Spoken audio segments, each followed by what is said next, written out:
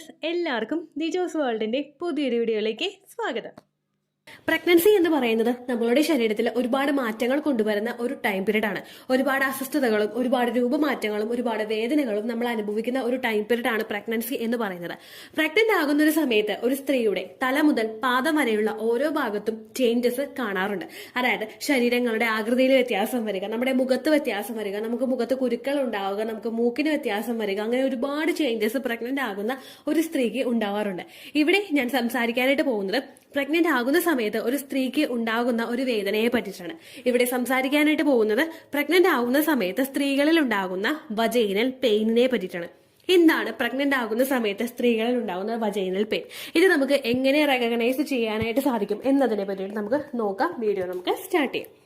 Vagina എന്ന് പറയുന്നത് നമ്മുടെ ഒരു പ്രഗ്നൻസി സ്റ്റാർട്ട് ചെയ്യുന്നത് നമ്മുടെ വജൈനയിൽ നിന്നാണ്. ആ ഒരു ജേർണി സ്റ്റാർട്ട് ചെയ്യുന്നത് അവിടെ നിന്നാണ്. നമ്മുടെ ഓവറീസിൽ നിന്നും നല്ല ഹെൽത്തി ആയിട്ടുള്ള രണ്ടും പുറത്തേക്ക് വന്നു കഴിഞ്ഞാൽ പിന്നെ ആ ഒരു എൻട്രൻസ് എന്ന് പറയുന്നത് ആ പുരുഷന്റെ സ്പെർമിനെ അകത്തേക്ക് കടക്കാനുള്ള ഒരു എൻട്രൻസ് എന്ന് പറയുന്നത് നമ്മുടെ വജൈനയാണ്. പ്രഗ്നന്റ് ആകുന്ന സമയത്ത് ഒരു സ്ത്രീയുടെ ഓരോ ശരീരഭാഗങ്ങളിലും മാറ്റം വരുന്നതോടൊപ്പം തന്നെ അവളുടെ വജൈനയിലും വ്യത്യാസം അനുഭവപ്പെടുന്നു. ഇങ്ങനെയുള്ളൊരു വജൈനയിൽ വ്യത്യാസം നമുക്ക് ലാസ്റ്റത്തെ ട്രൈമസ്റ്ററിന്റെ ഭാഗത്ത് കൂടുതലായിട്ടും അനുഭവപ്പെടാറുണ്ട്. കാരണം ഒരു നോർമൽ ഡെലിവറിക്ക് വേണ്ടിയിട്ട് നമ്മുടെ ശരീരഭാഗം പ്രിപ്പയർ ആകുന്നതുകൊണ്ടും കുഞ്ഞ് തിരിഞ്ഞു വരുന്നത് കൊണ്ടുള്ള ആ ഒരു പ്രഷർ മൂലവും നമ്മുടെ വജൈനയിലെ വേദന പലർക്കും തന്നെ തേർഡ് ട്രൈമസ്റ്ററിന്റെ ആരംഭം മുതൽ സെക്കൻഡ് ട്രൈമസ്റ്ററിന്റെ അവസാനവും തേർഡ് ട്രൈമസ്റ്ററിന്റെ ആരംഭം മുതൽ പല സ്ത്രീകളിലും ഉണ്ടാവാറുണ്ട്. എന്നാൽ ചില സ്ത്രീകളിൽ ഏർലി പ്രഗ്നൻസിയിൽ തന്നെ ഈ ഒരു വജൈനൽ ചേഞ്ചസ്, വജൈനൽ പെയിൻ ഉണ്ടാവാറുണ്ട്. ഏർലി പ്രഗ്നൻസിയിൽ നമുക്ക് വജൈനൽ പെയിൻ ഏറ്റവും കൂടുതൽ അനുഭവപ്പെടുന്നത് ആ ഒരു ഫസ്റ്റ് പ്രഗ്നൻസി ടൈമിലായിരിക്കും. ഫസ്റ്റ് പ്രഗ്നൻസി ടൈമിൽ നമുക്ക് ഇങ്ങനെ ഉണ്ടാവാനായിട്ടുള്ള കാരണം എന്ന് പറയുന്നത്, നിങ്ങൾ ആ ഒരു പ്രഗ്നന്റ് ആകുന്ന ഒരു സമയത്ത് നമ്മളുടെ ശരീരത്തിലെ ഓരോ ശരീരഭാഗങ്ങളും കുറച്ചും കൂടി ചുരുങ്ങിയിരിക്കായിരിക്കും. കാരണം നമ്മൾ ആ ഒരു പ്യൂബർട്ടിയുടെ ആ ഒരു സ്റ്റേജ് മുതൽ തുടങ്ങി നമ്മളൊരു വളർച്ചയെത്തി ആ ഒരു പ്യൂബർട്ടി സ്റ്റേജ് മുതൽ തുടങ്ങിയിട്ടുള്ള ആ ഒരു കംഫർട്ട് സോണിൽ നിൽക്കുന്ന നമ്മുടെ യൂട്രസും അതുപോലെ നമ്മുടെ ആ യൂട്രസിന് ചുറ്റുമുള്ള ഗർഭാശയ മസിലുകളും ഒക്കെ ഒരു കംഫർട്ട് ആയിട്ടുള്ള ഒരു സിറ്റുവേഷനിൽ അവർ വർഷങ്ങളോളം നിൽക്കുകയായിരിക്കും. ഇതിനുശേഷം ഈ ഒരു കംഫർട്ട് സോണിൽ നിന്ന് ജസ്റ്റ് അവിടെ ഒരു അനക്കം അവിടെ ഫീൽ ചെയ്യാണ്. കാരണം ആ ഒരു ഗ്രോത്ത് അവിടെ ഉണ്ടാവുമ്പോൾ ഒരു ഫെർട്ടിലൈസേഷൻ നടന്നു, സക്സസ്ഫുൾ ആയിട്ട് എംബ്രിയോ ഇംപ്ലാന്റേഷൻ നടന്നിട്ട് അവിടെ ആ ഒരു എംബ്രിയോ വേരുറപ്പിക്കുന്ന ആ ഒരു സമയം മുതൽ അത് ഒന്ന് ഗ്രോ ആയി തുടങ്ങണം. പയ്യെ അതിങ്ങനെ ഗ്രോ ആകുമ്പോഴാണ് നമ്മുടെ ഏർലി സ്കാനിങ്ങിൽ തന്നെ ആ ഒരു യോഗ് സാക്കും അതുപോലെ ജസ്റ്റേഷൻ സാക്കും ഒക്കെ വിസിബിൾ ആയി തുടങ്ങുന്നത്. ഈ ഒരു ഗ്രോത്ത് അവിടെ ഉണ്ടായി വരുമ്പോഴേക്കും കുഞ്ഞിന് ഹാർട്ട് ബീറ്റ് തുടങ്ങുക, ഇങ്ങനെയുള്ള കാര്യങ്ങളൊക്കെ ഏറ്റവും കൂടുതൽ നമ്മുടെ ഏർലി പ്രഗ്നൻസിയിൽ നടക്കുമ്പോഴേക്കും അതിനർത്ഥം അവിടെ ആ ഒരു കുഞ്ഞിന് ഗ്രോത്ത് ഉണ്ടാവണം എന്നുള്ളതാണ്.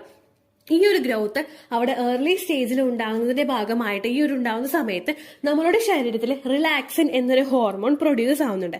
ഈ റിലാക്സിൻ എന്നൊരു ഹോർമോൺ ശരീരത്തിൽ പ്രൊഡ്യൂസ് ആകുന്നത് നമ്മുടെ മസിൽസിനെയും അതുപോലെ നമ്മുടെ ആ ഒരു ശരീരഭാഗങ്ങളെയും ഒന്ന് എക്സ്പാൻഡ് ചെയ്യാനായിട്ട് സപ്പോർട്ട് ചെയ്യാൻ വേണ്ടിയിട്ടാണ്. ഇതൊന്ന് എക്സ്പാൻഡ് ചെയ്യുന്നതിന്റെ ഭാഗമായിട്ട് നമ്മുടെ ആ ഒരു ചുരുങ്ങി നിന്നിരുന്ന നമ്മുടെ ആ ഒരു യൂട്രസ് അതൊന്ന് എക്സ്പാൻഡ് ചെയ്യാനായിട്ട് തുടങ്ങുന്നതിന്റെ ഭാഗമായിട്ട് റിലാക്സിൻ ഹോർമോൺ അവിടെ പ്രൊഡ്യൂസ് ആകുമ്പോഴേക്കും നമ്മുടെ ഫസ്റ്റ് പ്രഗ്നൻസിയിൽ ഈ ഒരു മാറ്റം നമ്മൾ അങ്ങോട്ട് പ്രതീക്ഷിക്കുന്നില്ല. കാരണം അത്രയും കംഫർട്ടായിട്ട് നിൽക്കുന്ന നമ്മുടെ യൂട്രസിന് ഈ ഒരു മാറ്റം ആ ഒരു ഏർലി സ്റ്റേജിൽ അങ്ങോട്ട് ഉണ്ടാവില്ല. അപ്പൊ ആ ഒരു ഫസ്റ്റത്തെ ഒരു മാറ്റം നമുക്ക് അങ്ങ് ഉണ്ടാവുന്നതിന്റെ ഭാഗമായിട്ട് നമ്മുടെ ഇടുപ്പിന്റെ ഭാഗം, നമ്മുടെ ബാക്ക് പെയിൻ, അതുപോലെ തന്നെ ഒരു വ്യത്യാസം ഉണ്ടാകുന്ന ശരീരഭാഗമാണ് നമ്മുടെ വജൈന എന്ന് പറയുന്നത്. ഈ ഏകദേശം നമുക്ക് ഈ ഒരു വേദന അനുഭവപ്പെടുന്നത് നമ്മുടെ അടിവയറിന്റെ ഭാഗത്തായിട്ട്, അടിവയറിന്റെ ആ ഒരു സ്റ്റാർട്ടിങ് മുതൽ വജൈനയുടെ ആ ഒരു സ്കിന്ന് ഓപ്പണിങ് അവിടെ ഉണ്ടാവില്ലേ, ഈ ഒരു സ്റ്റേജിൽ ആ ഒരു ഭാഗത്തായിരിക്കും നമുക്ക് വേദന അനുഭവപ്പെടുന്നത്.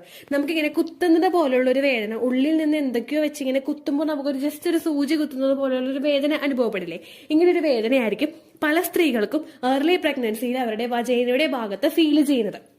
നമ്മുടെ യൂട്രസ് എക്സ്പാൻഡ് ആവുന്നതിന്റെ ഭാഗമായിട്ട് അവിടെ മസിൽസ് ഒക്കെ ഒന്ന് സ്ട്രെച്ച് ആകുന്നതിന്റെ ഭാഗമായിട്ട് നമുക്ക് ലോവർ ബാക്കിൽ വേദന ഉണ്ടാവുമെന്ന് ഞാൻ പറഞ്ഞിട്ടുണ്ടായിരുന്നു. അതുപോലെ നമുക്ക് ഇടുപ്പിലും പെൽവിക്കിന്റെ ഭാഗത്തും വേദന ഉണ്ടാകും എന്ന് പറഞ്ഞിട്ടുണ്ടായിരുന്നു. ഈ ഓരോ ഭാഗങ്ങളും പരസ്പരം റിലേറ്റഡ് ആണ്. അതുകൊണ്ട് തന്നെ ഈ ഭാഗങ്ങളിൽ ഉണ്ടാകുന്ന വേദന, നമ്മുടെ പെൽവിക്കിന്റെ ഭാഗത്ത് വേദന വന്നു കഴിഞ്ഞാൽ അത് ആ ഒരു വേദനയും പ്രഷറും എളുപ്പത്തിൽ തന്നെ നമ്മുടെ ആ ഒരു വജൈനയുടെ ഓപ്പണിങ്ങിലും നമുക്ക് ഫീൽ ചെയ്യാനായിട്ട് സാധിക്കും. ഇത് ചിലപ്പോൾ ആ ഒരു സ്കിൻ സ്കിന്ന്, നമ്മുടെ ആ ഒരു ലാബിയ, ആ ഒരു പോർഷൻ തുടങ്ങുന്ന ആ ഒരു ഭാഗത്തായിരിക്കില്ല നമുക്ക് വേദന ഉണ്ടാകുന്നത്. നേരെ മറിച്ച് നമ്മുടെ അടിവയറിന് ജസ്റ്റ് താഴെയുള്ള ആ ഒരു വജൈനയുടെ ഭാഗം നമുക്ക് സ്റ്റാർട്ട് ചെയ്യില്ല, നമ്മുടെ രണ്ട് കാലുകൾക്കും ഇടയിലുള്ള ആദ്യത്തെ ആ ഒരു പോയിന്റിലായിരിക്കും നമുക്ക് വേദന അനുഭവപ്പെടുന്നത്.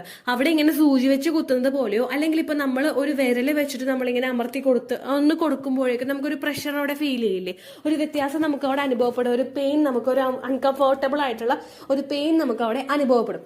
ഇത്തരത്തിലുള്ള വേദനയായിരിക്കും ഏർലി പ്രഗ്നൻസിയിലെ ഒരു സ്ത്രീക്ക് അനുഭവപ്പെടുന്നത്. ഇത് എല്ലാ സ്ത്രീകളിലും തന്നെ ആ ഒരു പ്രഗ്നൻസിയുടെ ഒരു സ്റ്റാർട്ടിംഗ് സ്റ്റേജിൽ ഉണ്ടാവാറുണ്ട്. നമ്മൾ ഇംപ്ലാന്റേഷൻ പെയിനിന്റെ കാര്യം പറയുന്നത് പോലെ തന്നെ നമ്മളിപ്പോ ആ ഒരു കാര്യം തന്നെ ചിന്തിച്ചിരുന്നു കഴിഞ്ഞാൽ നമുക്ക് റെക്കഗ്നൈസ് ചെയ്യാൻ പറ്റുന്നതായിരിക്കും ഈ ഒരു വേദന. എന്നാൽ ആ ഒരു കാര്യത്തെ തന്നെ ചിന്തിക്കാനായിട്ട് പറ്റാത്തൊരു സിറ്റുവേഷനിലോ സമയത്തിലോ ആണ് നമ്മൾ നിൽക്കുന്നതെങ്കിൽ നമുക്ക് ഈ ഒരു വേദനയെ അങ്ങോട്ട് റെക്കഗ്നൈസ് ചെയ്യാനായിട്ട് പറ്റില്ല.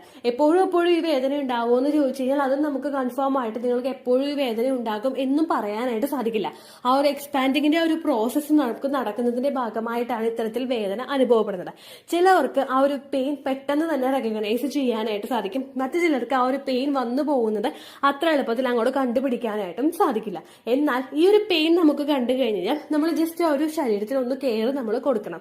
കാരണം സെപ്പറേറ്റ് ആയിട്ട് നമ്മൾ എന്തെങ്കിലുമൊക്കെ കാര്യങ്ങളൊക്കെ ചെയ്യുന്നതിന്റെ ഭാഗമായിട്ട് ഇപ്പോൾ ഫുഡൊക്കെ ശ്രദ്ധിക്കുന്നതിന്റെ ആ ഒരു കാര്യത്തിലൊക്കെ നമുക്ക് കുറച്ചൊന്ന് കോൺഷ്യസ് ആയി കഴിഞ്ഞാൽ നമുക്ക് ആ ഒരു പ്രഗ്നൻസിയെ മുൻപോട്ടേക്ക് പിടിച്ചു കൊണ്ടുപോകാനായിട്ട് സാധിക്കും.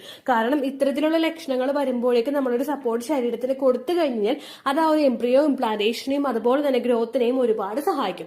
ആ ഒരു കാര്യം കൂടി നിങ്ങൾ മസ്റ്റായിട്ട് ശ്രദ്ധിക്കുക കേട്ടോ. ഇനി ഇത്തരത്തിലുള്ള വേദനകൾ നിങ്ങൾക്ക് എപ്പോഴാണ് കണ്ടു തുടങ്ങുന്നതെന്ന് പലരും ചോദിക്കാറുണ്ട്.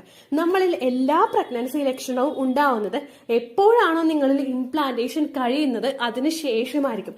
ഇംപ്ലാന്റേഷൻ നടക്കുന്നതിന് മുൻപായിട്ട് നിങ്ങൾക്ക് ഒരു തരത്തിലുള്ള പ്രഗ്നൻസിയുടെ തരത്തിലുള്ള ലക്ഷണങ്ങളോ അവിടെ ഉണ്ടാവില്ല. കാരണം ഇംപ്ലാന്റേഷൻ നടന്നു കഴിയുമ്പോഴാണ് നമ്മളുടെ ശരീരത്തിലെ ഹോർമോൺസിന്റെ ജസ്റ്റ് ഒരു സ്പൈക്ക് അവിടെ ഉണ്ടാവുന്നത്. HCG ഹോർമോൺ കൂടും, പ്രൊജസ്ട്രോൺ ഹോർമോൺ കൂടും. ഇതെല്ലാം അങ്ങോട്ട് ഇൻക്രീസ് ആവുന്നതിന്റെ ഭാഗമായിട്ട് അവിടെ ഇംപ്ലാന്റേഷൻ നടന്നു. യൂട്രസിന്റെ ലൈനിങ്ങിൽ നമ്മുടെ കുഞ്ഞ് അവിടെ വന്ന് അറ്റാച്ച് ആയി അത് വേറെ ഉറപ്പിച്ചു കഴിഞ്ഞു. ആ ഒരു ഉറപ്പിച്ചു കഴിഞ്ഞ് കഴിഞ്ഞാൽ പിന്നീട് അങ്ങോട്ടേക്കാണ് അതിനൊരു ഗ്രോത്ത് നമ്മുടെ ശരീരത്തിൽ ഉണ്ടാകുന്നത്. ഈ ഒരു ഗ്രോത്ത് തുടങ്ങുമ്പോൾ മാത്രമേ നമുക്ക് പ്രഗ്നൻസിയുടെ നാട്ടിലുള്ള ലക്ഷണങ്ങളൊക്കെ കണ്ടു തുടങ്ങിയുള്ളൂ. അത് നമുക്ക് വരണമെങ്കിൽ ഏകദേശം ഒരു ഓവുലേഷൻ കഴിഞ്ഞിട്ട് 6 മുതൽ 12 ദിവസത്തിനകത്ത് എക്സാക്ട് ആയിട്ട് പറയണമെങ്കിൽ ഒരു 9ാമത്തെ ഒരു 10ാമത്തെ ദിവസമായിരിക്കും നമുക്ക് ഇത്തരത്തിലുള്ള ലക്ഷണങ്ങൾ കണ്ടുവരുന്നത്. ആ സമയങ്ങളിലൊക്കെ തന്നെയായിരിക്കും നിങ്ങൾക്കും ഇത്തരത്തിലുള്ള ലക്ഷണങ്ങൾ, അതായത് ഈ വജൈനൽ പെയിൻ പോലുള്ള ലക്ഷണങ്ങളും ഒക്കെ ഉണ്ടാവുന്നത്. ആ ഒരു ഗ്രോത്ത് നമ്മളുടെ യൂട്രസിന് ഉണ്ടാകുന്നതിന്റെ ഭാഗമായിട്ടാണ് നമ്മളുടെ ശരീരത്തിൽ ഇത്തരത്തിലുള്ള വേദനകൾ അനുഭവപ്പെടുന്നത്. ഇത് സെക്കൻഡ് ട്രൈമസ്റ്ററും തേർഡ് ട്രൈമസ്റ്ററും ആകുമ്പോൾ നമുക്ക് ഇൻക്രീസ് ആയിക്കൊണ്ടിരിക്കും. കാരണം പുതുമയിൽ ആ ഒരു വ്യത്യാസം നമ്മളുടെ ശരീരത്തിൽ വരുമ്പോഴേക്കും അത് പെട്ടെന്ന് തന്നെ നമ്മളുടെ ശരീരത്തിൽ ആ ഒരു പ്രഷറും വേദനയും നമുക്ക് എളുപ്പത്തിൽ റെക്കഗ്നൈസ് ചെയ്യാനായിട്ട് സാധിക്കും. എന്തായാലും തുടർന്ന് അങ്ങോട്ട് പോകും തോറും നമുക്ക് അത്രത്തോളം വേദന ഉണ്ടായിക്കൊള്ളണമെന്നും ഇല്ല കേട്ടോ. ഇത്രയേ ഉള്ളൂ വീഡിയോ. യൂസ്ഫുൾ ആയി കാണുമെന്ന് വിശ്വസിക്കുന്നു. യൂസ്ഫുൾ ആവുന്നുണ്ടെങ്കിൽ ലൈക്ക് ചെയ്യുക, ഫ്രണ്ട്സിനൊക്കെ ഷെയർ ചെയ്ത് കൊടുക്കുക കേട്ടോ. എന്തെങ്കിലും സംശയം ഉണ്ടെങ്കിൽ നിങ്ങൾ കമന്റ്സിൽ ചോദിക്കുക. പണ്ടത്തെ വീഡിയോയ്ക്ക് കമന്റ്സ് ഇടുന്നവർക്ക് റിപ്ലൈ ലഭിക്കുന്നില്ലെങ്കിൽ ലേറ്റസ്റ്റ് ആയിട്ട് ഞാൻ ഏത് വീഡിയോ ആണോ അപ്ലോഡ് ചെയ്യുന്നത് അതിന് താഴെ കമന്റ് ഒന്ന് കോപ്പി പേസ്റ്റ് ചെയ്യാനായിട്ട് ശ്രദ്ധിക്കുക കേട്ടോ. അതുപോലെ ഓവുലേഷൻ ഡേറ്റ് കാൽക്കുലേറ്റ് ചെയ്ത് തരാനായിട്ട് റിക്വസ്റ്റ് ചെയ്യുന്ന ആളുകൾ എത്രയാണോ സൈക്കിൾ ലെങ്ത് അത് മെൻഷൻ ചെയ്യാനായിട്ട് ശ്രദ്ധിക്കുക. സൈക്കിൾ ലെങ്ത് എന്നതുകൊണ്ട് ഉദ്ദേശിച്ചത് ഓരോ മാസവും എത്ര ദിവസം കൂടുമ്പോഴാണോ ബ്ലീഡിങ് വരുന്നത് അതാണ് സൈക്കിൾ ലെങ്ത്. കഴിഞ്ഞ മാസം ഒരു 8ാം തീയതിയാണ് ബ്ലീഡിങ് ആയതെങ്കിൽ ഈ മാസം 6ാം തീയതിയാണ് ബ്ലീഡിങ് ആയതെങ്കിൽ കഴിഞ്ഞ മാസം 8ാം തീയതി മുതൽ ഈ മാസം 6ാം തീയതി വരെ എത്ര ദിവസമുണ്ടോ അത് കാലണ്ടറിൽ എണ്ണി തിട്ടപ്പെടുന്നതാണ് നിങ്ങളുടെ സൈക്കിൾ ലെങ്ത്. സൈക്കിൾ ലെങ്ത് നമ്മൾ കൃത്യമായിട്ട് കാൽക്കുലേറ്റ് ചെയ്യുകയാണെങ്കിൽ ഓവുലേഷൻ ഡേറ്റ് എളുപ്പത്തിൽ കണ്ടുപിടിക്കാൻ വേണ്ടിയിട്ട് ഒരുപാട് ആപ്ലിക്കേഷൻസും ഒരുപാട് ഓൺലൈൻ ആയിട്ടുള്ള വെബ്സൈറ്റുകളും ഇന്ന് നമുക്ക് അവൈലബിൾ ആണ്. പ്ലേ സ്റ്റോറിൽ പോയിട്ട് ഓൺലൈൻ ഓവുലേഷൻ ട്രാക്കർ എന്ന് ടൈപ്പ് ചെയ്ത് കഴിഞ്ഞാൽ നിങ്ങൾക്ക് അതുമായിട്ട് ബന്ധപ്പെട്ടിട്ടുള്ള ആപ്ലിക്കേഷൻസ് കിട്ടും. അത് പറ്റുന്നില്ല എങ്കിൽ ഗൂഗിളിൽ പോയിട്ട് ഓൺലൈൻ ഓവുലേഷൻ കാൽക്കുലേറ്റർ എന്ന് ടൈപ്പ് ചെയ്ത് കഴിഞ്ഞാൽ അതുമായിട്ട് ബന്ധപ്പെട്ടിട്ടുള്ള വെബ്സൈറ്റുകൾ നിങ്ങൾക്ക് കിട്ടും. അതിൽ നിങ്ങളുടെ ലാസ്റ്റ് മന്തിലെ മെൻസ്ട്രേഷൻ്റെ ഡേറ്റും ഒപ്പം ഞാൻ ഈ പറഞ്ഞ രീതിക്ക് നിങ്ങൾ കാൽക്കുലേറ്റ് ചെയ്യുന്ന സൈക്കിൾ ലെങ്ത്തും എൻ്റർ ചെയ്ത് കൊടുക്കുകയാണെങ്കിൽ നിങ്ങൾക്ക് കൃത്യമായിട്ട് ഓവുലേഷൻ ഡേറ്റ് കണ്ടുപിടിക്കാനായിട്ട് സാധിക്കും. ഫെർട്ടൈൽ ടൈം പീരീഡും നിങ്ങൾക്ക് കിട്ടും. അതായത് എത്ര ദിവസം മുതൽ കോൺടാക്ട് ചെയ്ത് തുടങ്ങിക്കഴിഞ്ഞാൽ നിങ്ങൾ പ്രഗ്നൻ്റ് ആകും എന്നുള്ളൊരു ഡേറ്റും നിങ്ങൾക്ക് പ്രോപ്പറായിട്ട് കിട്ടും കേട്ടോ. ഇത് കാൽക്കുലേറ്റ് ചെയ്യുന്ന സമയത്ത് സൈക്കിൾ ലെങ്ത് കാൽക്കുലേറ്റ് ചെയ്യുന്ന സമയത്ത് നിങ്ങളുടെ ആ ഒരു കലണ്ടറിൽ നോക്കി തന്നെ നിങ്ങൾ കാൽക്കുലേറ്റ് ചെയ്യുക. പല മാസങ്ങളിലും 30-31 ദിവസമുണ്ട്, അതുകൊണ്ടാണ് അങ്ങനെ പറഞ്ഞത്. ഒപ്പം നിങ്ങൾക്ക് ബ്ലീഡിങ് തുടങ്ങിയ ദിവസത്തിന് വേണം നിങ്ങൾ ഡേ 1 ആയിട്ട് എടുക്കാൻ വേണ്ടിയിട്ട്. സ്പോട്ടിങ് തുടങ്ങിയ ദിവസത്തിനെ, അതായത് ചെറുതായിട്ട് ഡിസ്ചാർജ് പോയി തുടങ്ങിയ ദിവസത്തിനെ നിങ്ങൾ കൺസിഡർ ചെയ്യേണ്ട ആവശ്യം ഇല്ല കേട്ടോ. അപ്പോൾ ഇത്രയേ ഉള്ളൂ വീഡിയോ. അടുത്തൊരു വീഡിയോ ആയിട്ട് നമുക്ക് വീണ്ടും കാണാം. ബൈ.